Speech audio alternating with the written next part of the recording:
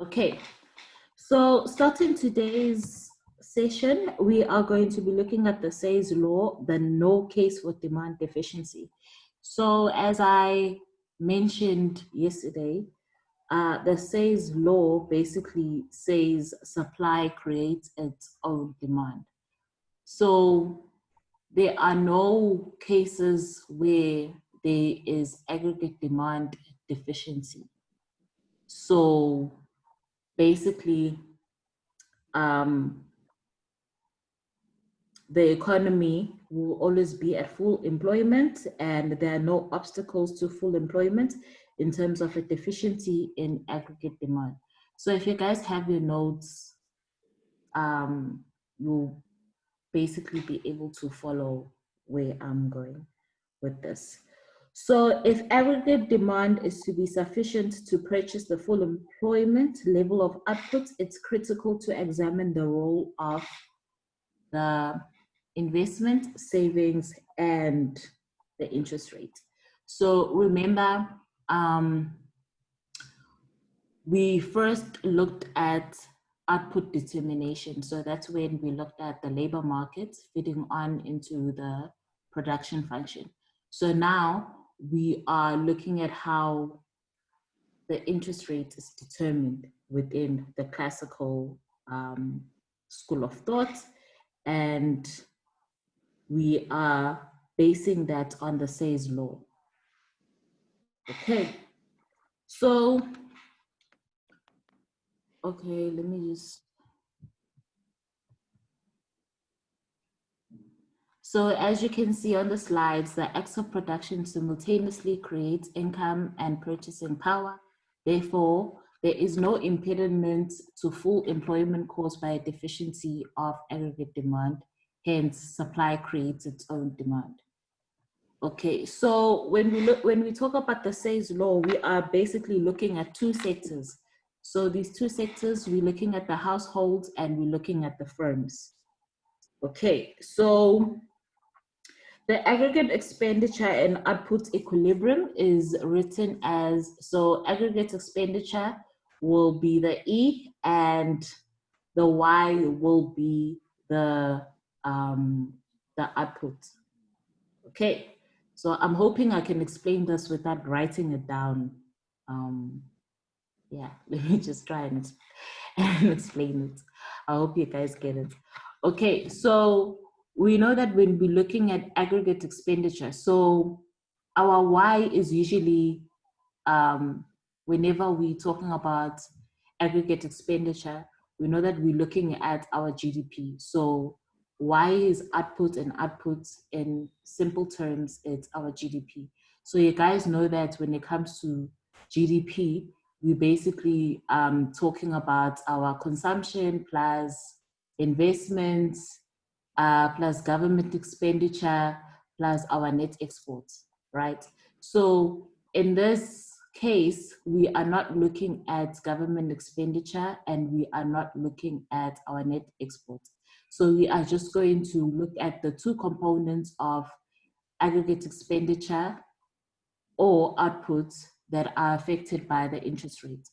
So consumption will depend on the interest rate, and we know that investment does in fact depend on the interest rate. So we know that, okay, so consumption expenditure will arise from the households and investment expenditure will arise from the firms. So in the classical model, consumption and investments are both determined by the interest rate. So households do not automatically spend all of their income. So hence, okay, let me see if I can. Okay, so somebody was right. You discover, okay. So basically, as you can see here, we've got our income. So income minus consumption. So from whatever, somebody's disturbing me. Someone hasn't muted their Like, I can tell they're trying to like be quiet. Yanda, who's Yanda? Okay. Okay. Okay, moving on. So we know that when you get your income, the perception is that from your income, there's consumption, and then the rest of the money you save. So hence why we've got our income here minus our consumption, which depends on the interest rate, and then this will be our savings. Okay, so you guys know that our savings depend on the interest rate and they have a positive relationship. So the higher the interest rate, the more you save. The lower the interest rate, the less you save. So basically, the interest rates will be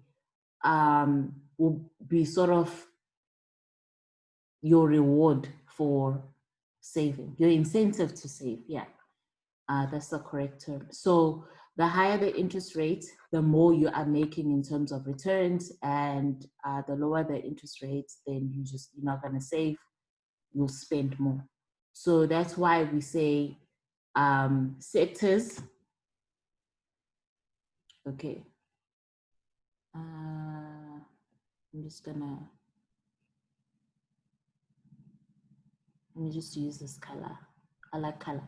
So households will save, and then investments will be from the firm, right? So you guys know that when we look at the ICE curve, right?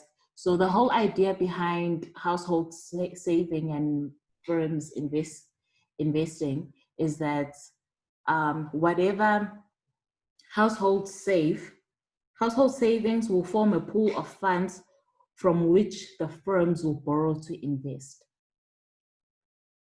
right?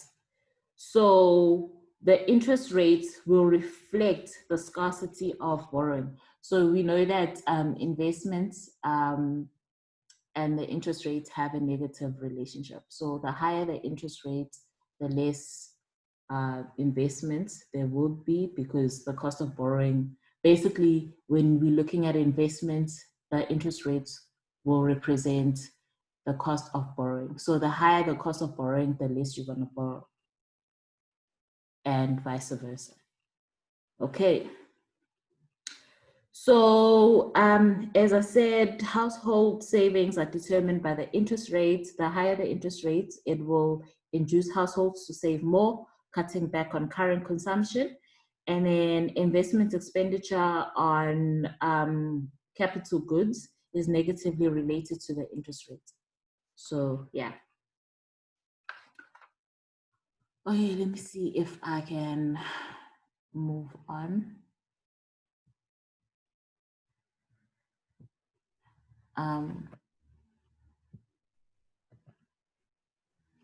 What happened?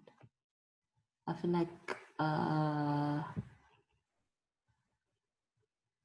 okay, so I'm supposed to say clear all drawings. Okay. So I'm learning this as I go, guys. So as I said, I've explained this. Okay, so we get to this graph. So with this graph, you guys know your aggregate expenditure graph, and you guys know your IS curve. So you guys know that the higher the interest rates, the higher the savings, the lower the interest rates, the lower the savings. And as you can see there, we have our investments curve, which is downward sloping. And then here, okay, let me just try to, okay. So basically here, then you would need to basically flip this around, because you guys have seen your aggregate expenditure curve. So I don't think it's something that I need to go in detail on. So basically, if households suddenly decide to save more, the flexibility of the interest rate ensures that loanable funds market clear and full employment is maintained. So basically, the interest rate can be increased or decreased in order to make sure that the market always clears. Okay, so with the strong version of the Say's law, the equilibrium level of output, where output is basically where the output here is equal to the aggregate expenditure here, that is where the market will be at full employment. Okay. Are there any other questions?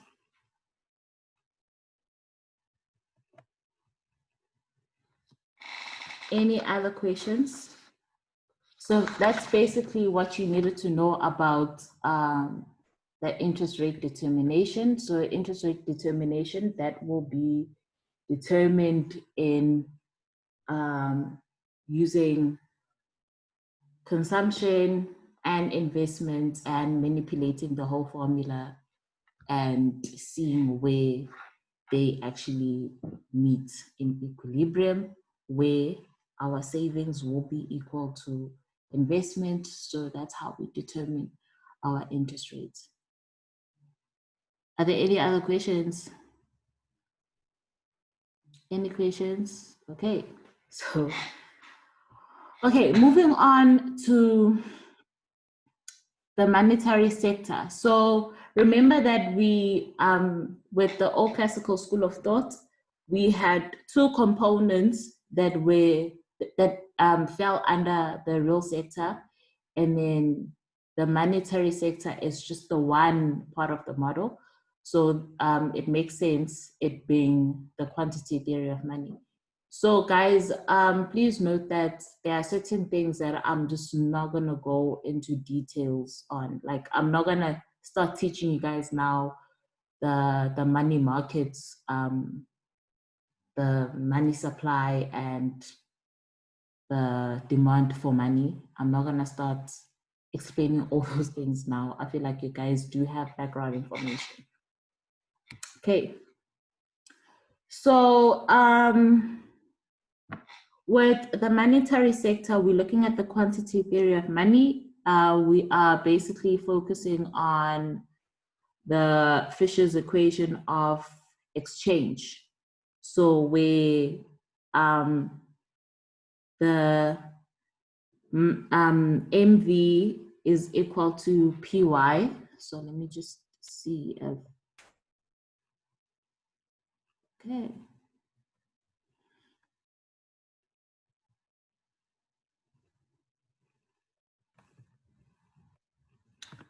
So I'm just gonna explain that. So to explain the determination of nominal variables in the system, so remember that we were looking at the real variables. So the real variables, we were looking at the determination of output and labor, and then we looked at interest rate determination. So to explain the determination of nominal variables in the classical model, the economists subscribe to the quantity theory of money. So you guys know the formula for the theory of money, where M will be our nominal supply of money and V will be the velocity of circulation of money. And then P will be our price level, average price level, and our Y will be the average real output. So the classical economists assumed that the velocity of circulation of money was assumed to be constant. This can be justified because institutional factors that determine it change slowly over time. So it doesn't change quickly, but it changes slowly over time. And then in the classical world, competitive market forces ensure that the economy operates at the full employment level of output. So basically, since the market or the economy is always at full employment, so basically we will have an equation where okay, I just want to see if okay. So we will have an equation where basically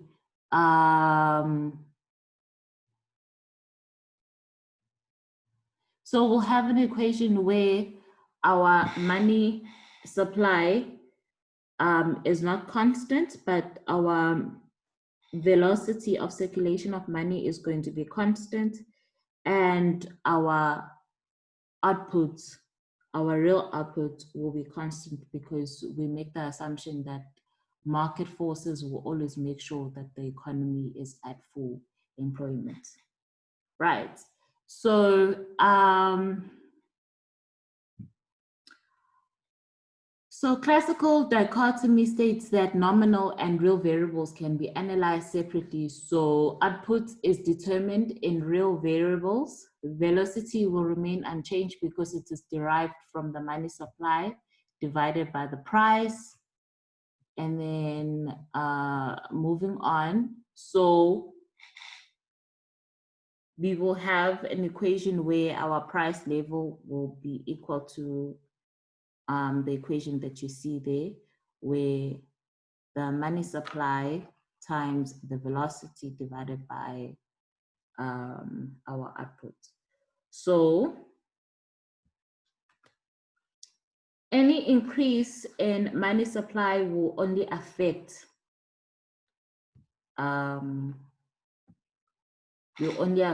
the price level. So basically, as I said, I wish I could write this down for you guys, but I can't. Hopefully you guys are following your notes, because as I said, the slides are just a way for lectures to basically follow. So when you guys are like, we want slides, basically these are what slides look like. We don't have detailed slides. Okay, so now we move on to our 4 quadrants. So the most important graph for you guys to know. Okay, so in quadrant A, you guys can see it's the labor market. So you guys are just gonna have to flip things around. So we have the labor market, and let me just see if I can. Okay, so I'm trying to see if I can. Okay, so as you guys can see, quadrant A, we have our labor market. So we have our supply of labor, and we have our labor demanded. We have our real wage on this side, and then we have our labor on the horizontal side. So you guys would have to just flip it around and see how you can make sense of it, right? Because I can't actually draw each graph separately on the computer. Okay. So the second graph, so quadrant A is the competitive labor markets that generates the equilibrium level of employment of labor and equilibrium real wage. Right. So from the production function in quadrant B, as you guys can see, we have the production function, the level of employment at L naught is equal to the employment output level at Y naught. So we move on to C, quadrant C. So on quadrant C, we have the AS and the aggregate demand graph. So you guys have seen that multiple times. So we have the AS, the aggregate supply curve, being vertical.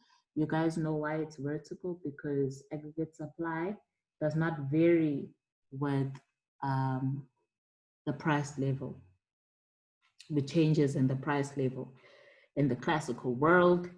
And then the downward sloping aggregate curve is derived from the Fisher's equation, basically. The MV is equal to PY.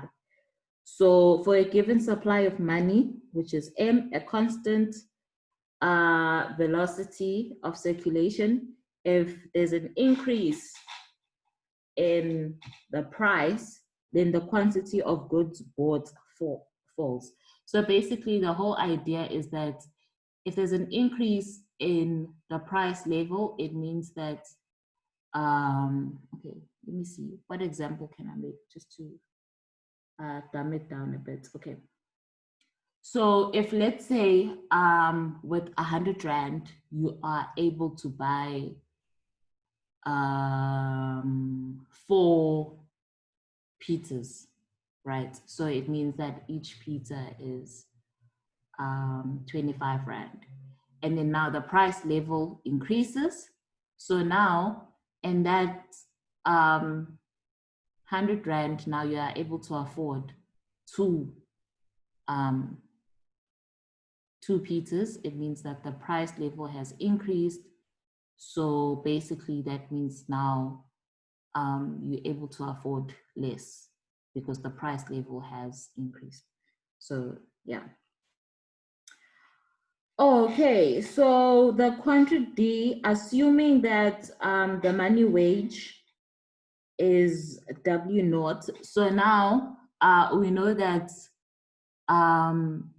in order to determine the wage, the real wage, we will have to take the nominal wage and divide it by the price level. So hence you get the price level on this side, and then you get the real wage on this side. Okay, so, and these are just wages. And the shift of the wages might be brought upon numerous situations. So it could be unions and whatnot. But in this case, we won't go into detail because we need to look at, now we consider a situation whereby there's an increase in money supply. What happens to the whole, what happens to this whole fourth quadrant? So remember that you need to know cases for when, what happens to the four quadrants if there's a decrease in money supply, and what happens if there's an increase in money supply. So all of that is explained between page 13 and 14 of your notes. So you can write that down.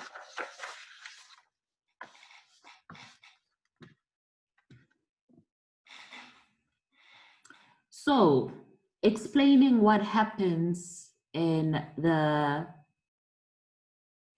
whole market when there's an increase in the money supply. So an increase in the money supply will cause the aggregate demand to shift upwards. So we're moving from there, we're going upwards. And then, and with aggregate supply being constrained by full employment in the labor market, this will cause competition in the goods market, and then the price will shift from there to there. So remember that if, let's say, there was a decrease in money supply, if there's a decrease in money supply, I can't even draw this, okay, never mind. So if there's a decrease in money supply, what happens to the price level? The price level will decrease. So knowing our money supply and our demand for money graph, when you visualize it, or when you eventually go and Google it, you'll see that if there's a decrease in money supply, the price level will decrease. So in this case, the money supply increased. And so remember that, just to give you guys a typical quick example. So remember that our money supply will also look like the aggregate supply curve, and then our money demanded would look like this. So if this is a price level, if let's say we decrease, we move this way,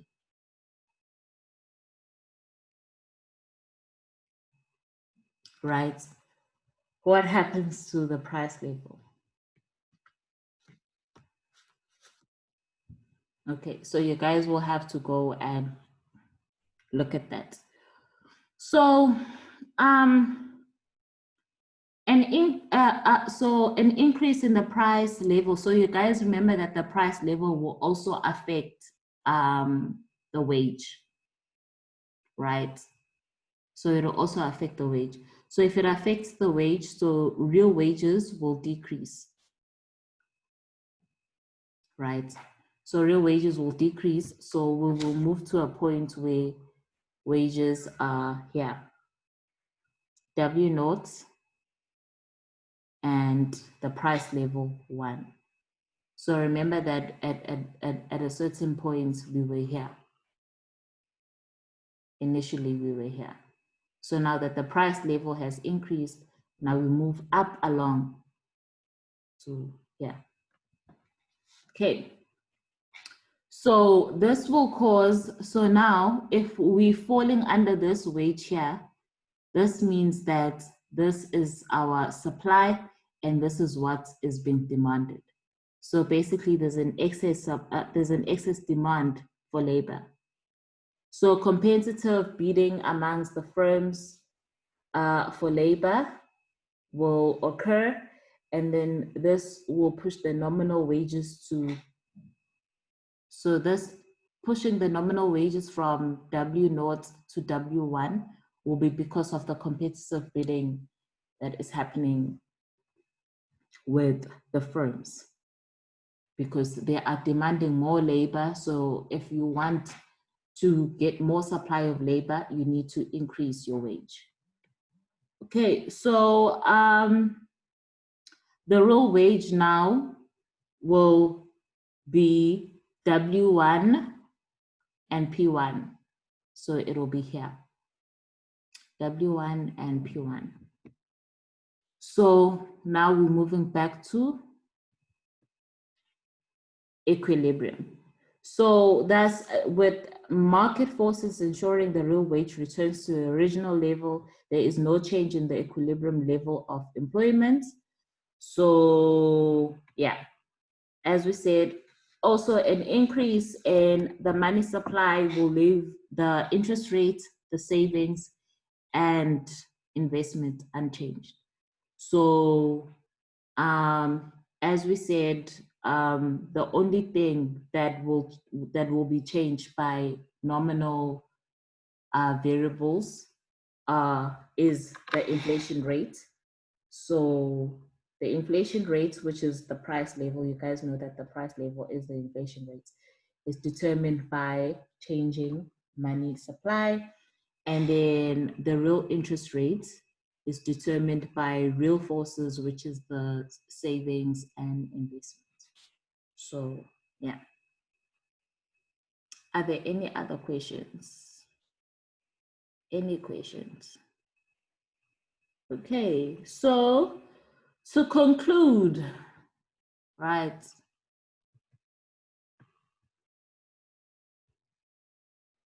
Okay. So to conclude, the classical dichotomy operates. Money does not affect real variables in the economy. It only affects nominal variables. So basically, when we increase money supply, or when we decrease money supply, I don't expect you to tell me anything about the interest rates, the savings, or the investment. The one thing that I need you guys to tell me about is the determination of the price level and how we move from an increase or a decrease in money supply, how that affects the price level and what other factors are affected. So we know our wages are affected, but there are market forces that will always make sure that the labor market is in equilibrium. Okay, so inflation is a monetary phenomenon. So that's why we are saying that in the monetary sector, a change in money supply will affect the price level. So also an increase in money supply will leave the interest rates, the savings and investments unchanged. So yeah, the interest rates will be the real interest rates plus the inflation rates. So interest rates will be determined by the savings and investment, and inflation by a change in money supply. So yeah, nominal variables will affect the monetary sector. The real variables will affect, will not be affected by changes in money supply. Okay, can I move on?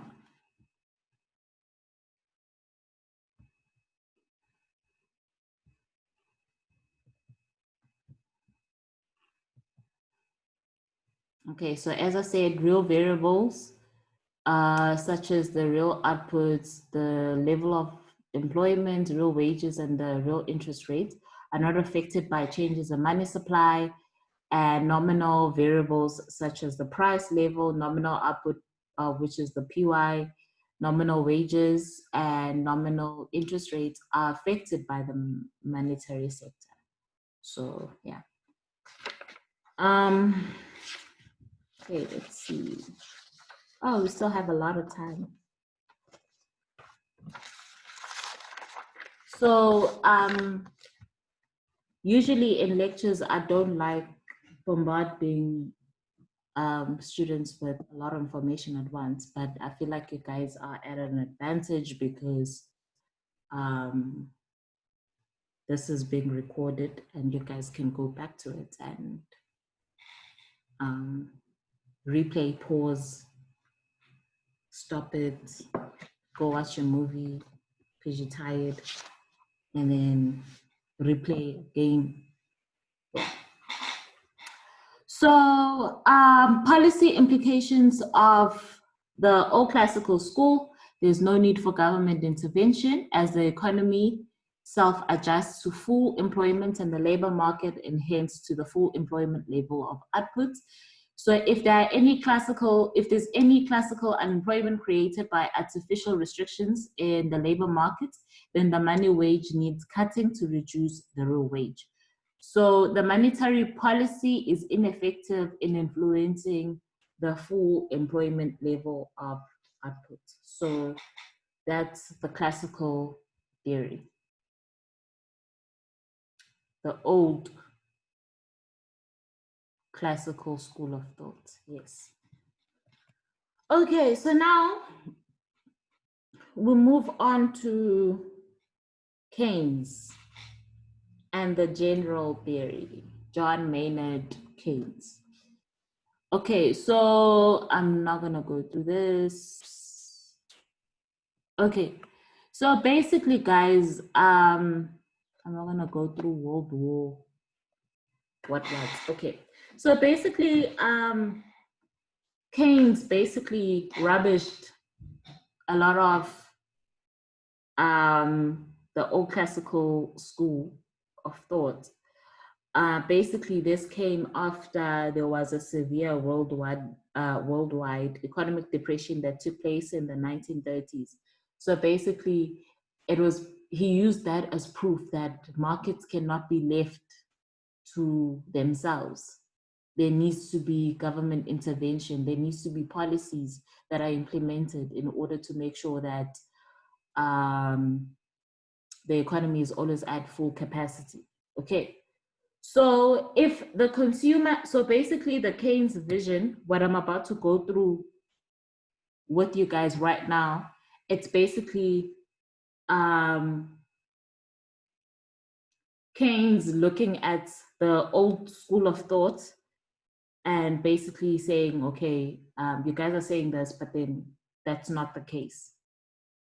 Okay, so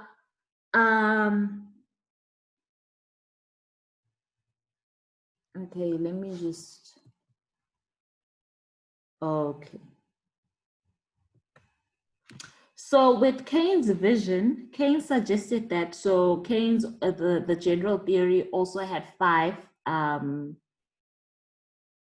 assumptions. So Keynes said that markets are inherently unstable. So remember that the old classical school of thought, they said that markets are in fact stable. So Keynes also said that there's no invisible hand channeling self-interest to some socially optimum output level. So market forces are not effective in generating a stable full employment level of output, and macroeconomic equilibrium is consistent with involuntary unemployment. So remember that the old classical school of thought suggested that there's no involuntary unemployment. Everybody who wants to work will work. Everybody who's not working is because they do not want to work.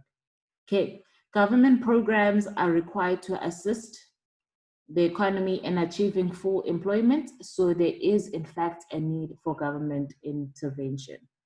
Okay, so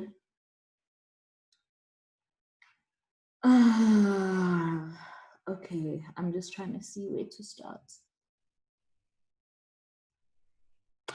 So if the consumer, according to the Keynes vision, is an economic optimizer, he or she must be able to buy the goods they plan to buy because of some kind of constraint. So these constraints could come in a form of risk, convention, social institutions, cash, or whatever. So according to the classical model, the consumer has insatiable wants. So the consumer sells his or her labor in exchange for enough income to buy the goods. The money value of the income received must equal to the value of output that is produced.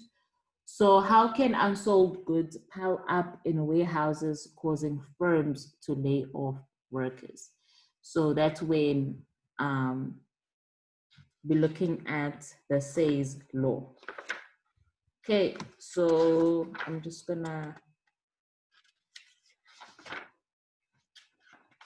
trying to see if I should follow with the slides or if I should follow with the notes. Okay, so okay. So in Keynes theory, demand creates supply, right? So basically you look at the demand and then you supply, not the other way around where you supply and then demand will automatically appear somewhere. So aggregate expenditure comprises consumption expenditure by households and investment expenditure by firms. So you guys know where aggregate expenditure is equal to C plus I. So it's a closed economy. We're not looking at net exports. Okay, so with Keynes, consumptions depend on income. Consumption expenditure depends on the level of income. So you cannot consume or you cannot buy stuff with money that you don't have, right? So if spending constraints are in effect, then there will be a difference between unlimited demand and effective demand. So actual effective demand will usually be deficient to purchase total output. Okay. So, okay, I'm just trying to.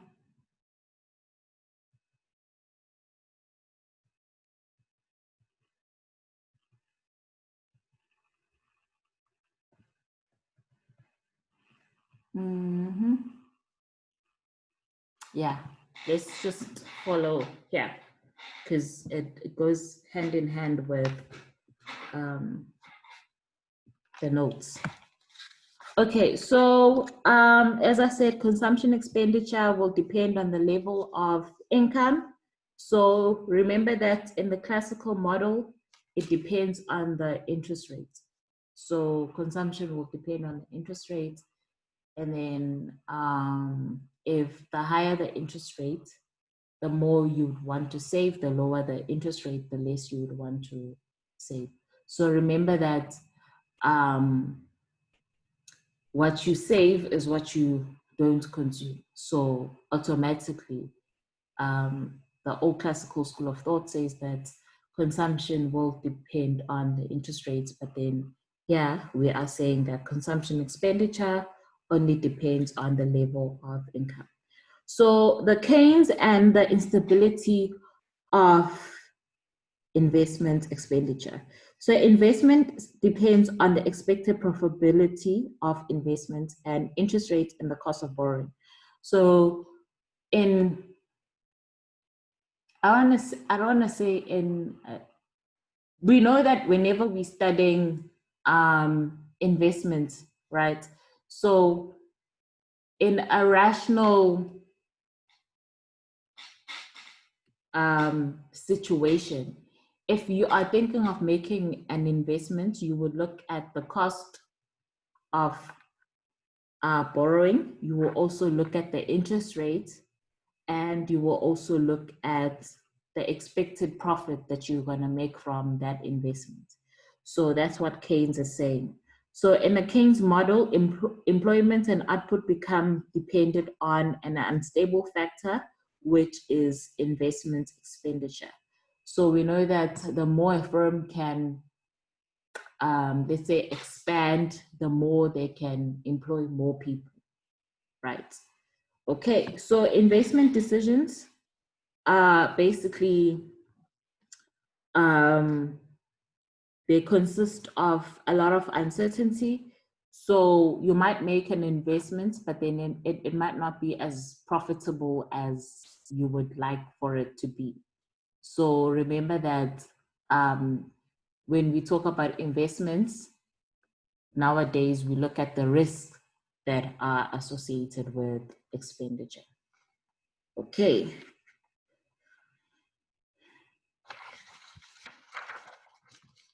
So also investment decisions are influenced by tides of pessimism and irrational optimism. So we also look at large swings in the state of business confidence. So remember that if, let's say, the business confidence index, so it's an index to determine whether the investment is going to be successful or not. So if, let's say, the business confidence index is high, then a lot of people want to invest. You'll get a lot of investors. If it's low, then, you know, you're not going to get investors. But then the business confidence index is also, it's also governed by expectations. So you know that actual information and expected information is just different. It can be way different. So I might be expecting that tomorrow it rains, and then somebody can tell me that, and then it actually doesn't rain tomorrow. You know, so yeah. So Keynes basically questioned the effectiveness of interest rate adjustments as a way of influencing investment expenditure in the economy. So expectations are far more greater than the interest rate. And then we look at Keynes and the multiplier effect. So we recall that if, for example, investment expenditure increased due to an improvement in the business confidence, this would produce a more than a proportionate increase in income. So we know that when we talk about an increase in investment, so if there's an increase in investments, it means that the firm can now, let's say we're talking about investments in terms of expanding the business. So when we expand the business, we get to hire more people. So employment in firms producing goods will increase, which means that spending by the workers on goods will also increase, and savings will also increase, and then this will cause, so if people have more money, because now there's more people employed, it means that more, like, aggregate demand will also increase. So this will also increase the employment in the industry. So it's a cycle. You guys know what the multiplier effect is.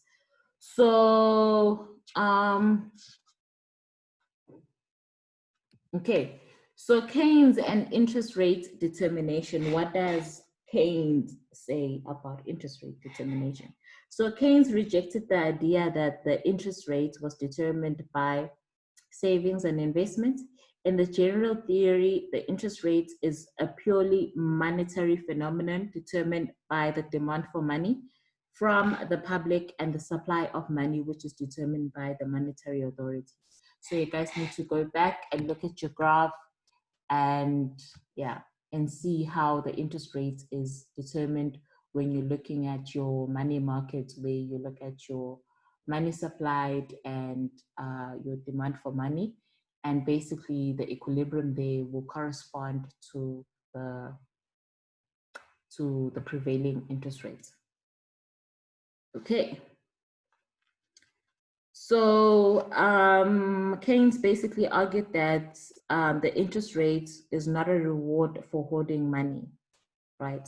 So people can face uncertainties. So when it comes to Keynes and the interest rate determination, he speaks a lot about uncertainty. So uncertainty affects the demand for money. So hence the interest rate. Okay. Okay, so the Keynes model and an economy's instability. So the dependence of the aggregate output and employment on aggregate expenditure creates potential for instability.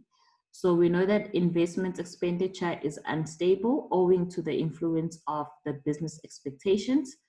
So in the Keynes model, employment becomes dependent on an unstable factor. So because investment depends on the business confidence, you don't know whether it will go up or whether it will go down. You don't know whether it will rain tomorrow or it won't rain tomorrow. That is pretty much unstable. So remember that investments will determine the level of employment. So investment, which is subject to wide and sudden fluctuations, is pretty much unstable. Okay. And then we look at Keynes' model rejects the neutrality of money and implied the use of fiscal policy in the general theory.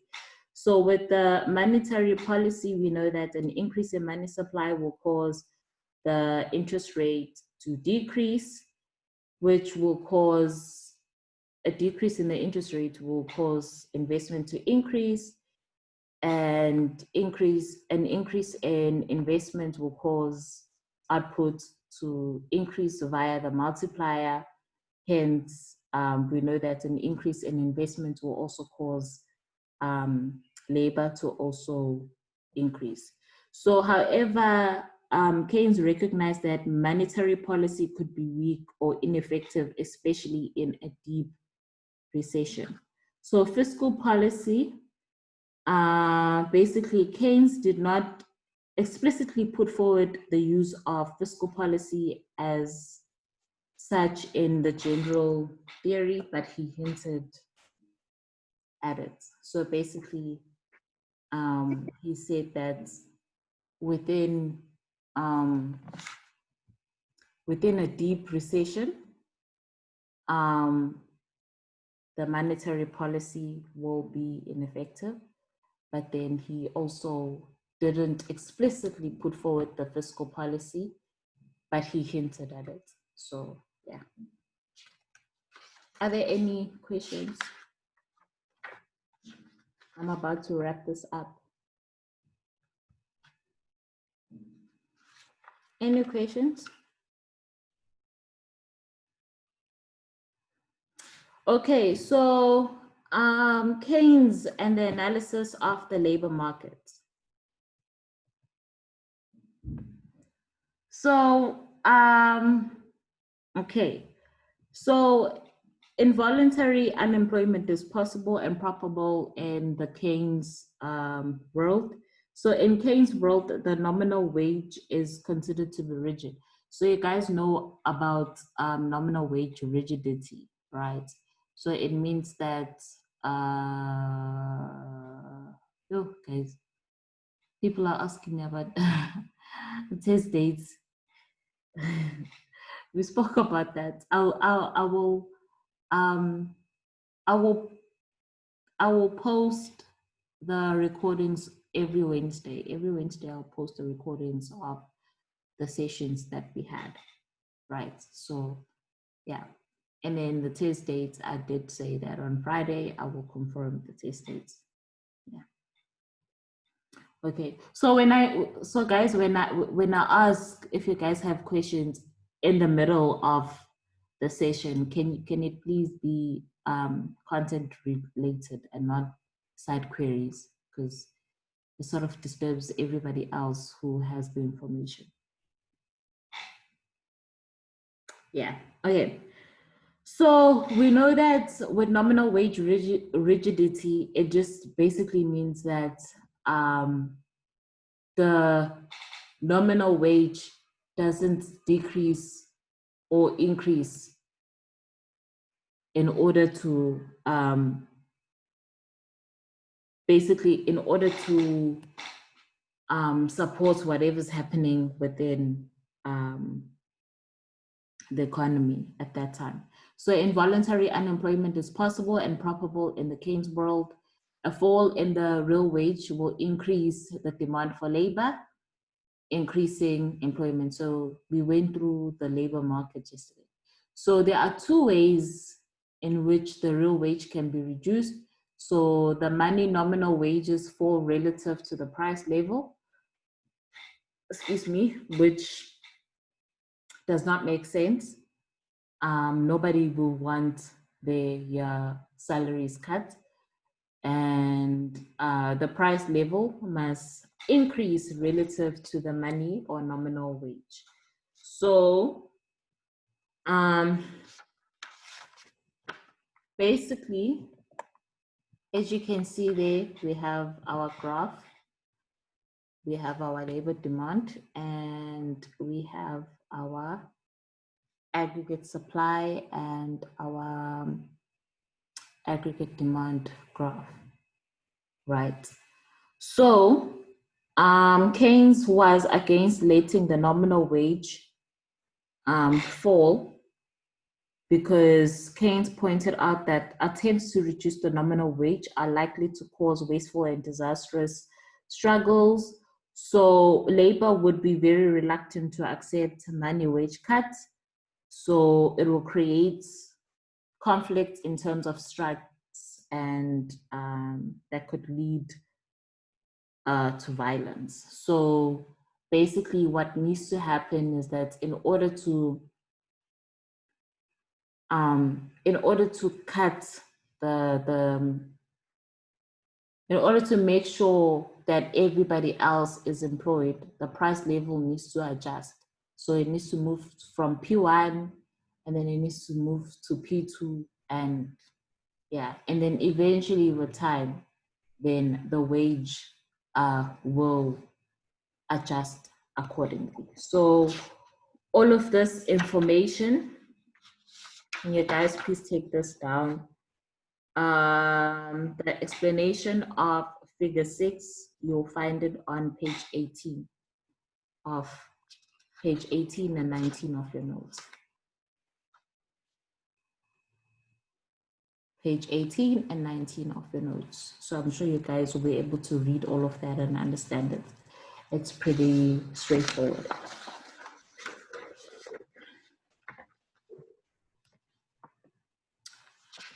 Okay, so in conclusion, we're concluding the topic 1.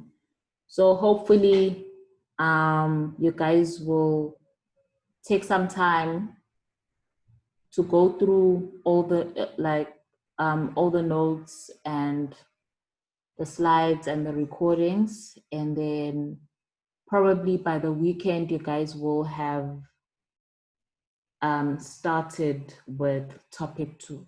So guys, topic 2 is divided into part A and B, right? So you guys must start with part A, and then part B we'll just talk about it. So next week I will be covering topic 2. Because we just finished topic 1.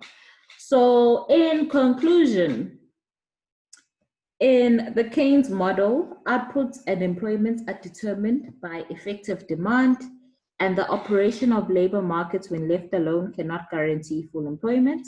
The interest rate is determined in the money market, and the variations in expected profitability of investment bring about variations in investments via the multiplier effect. Outputs will vary. In the Keynes world, nominal wage rigidity prevents the economy from moving to full employment following a negative aggregate demand shock. So, yeah. We're done with topic 1.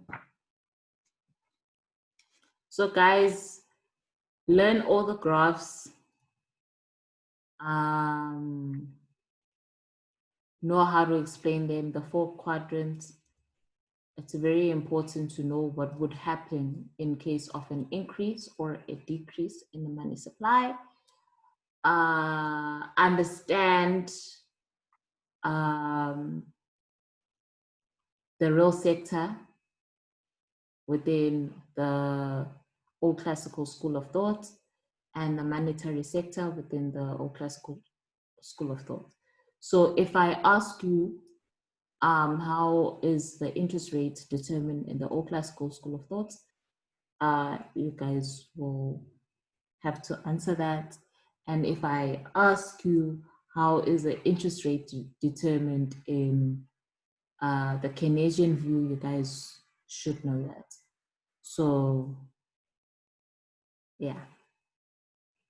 So just know all those things. It's basically, it's not difficult, because I feel like the Keynesian view basically just is basically a construct. It's a sorry. It's basically the opposite of what,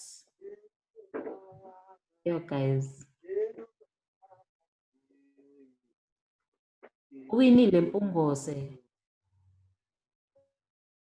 I can't believe people just unmute themselves and then you must listen to their songs. So yeah, just study tips. Literally have notes on the old classical school of thought, the assumptions and what they stand for, the graphs, understand them.